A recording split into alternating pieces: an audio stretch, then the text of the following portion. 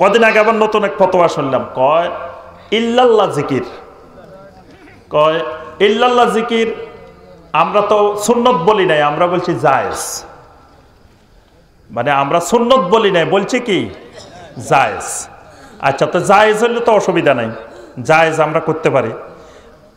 আল্লাহ রসুল সাল্লাল্লাহু আলাইহি সাল্লাম যে জিকিরগুলো করছেন এগুলো হাদিসের মধ্যে আছে না?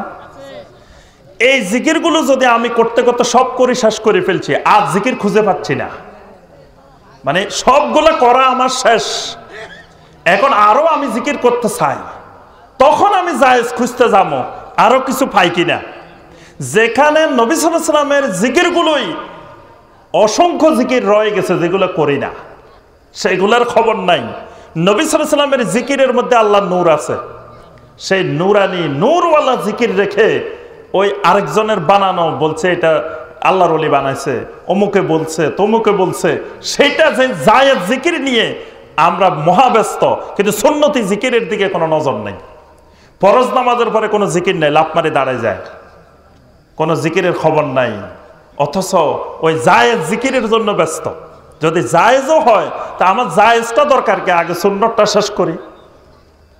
আল্লাহ সুবহানাহু ওয়া তাআলা আমাদের সবাইকে সুন্নতের উপরে ইস্তেকামত থাকার আল্লাহ পাক তৌফিক দান করুন।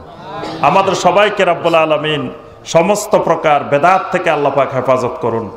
আল্লাহ সুবহানাহু ওয়া তাআলা আমাদের সবাইকে শিরক মুক্ত তাওহীদি ঈমান নসিব করুন, সবাইকে বেদাত মুক্ত সুন্নতি আমল আল্লাহ পাক নসিব করুন।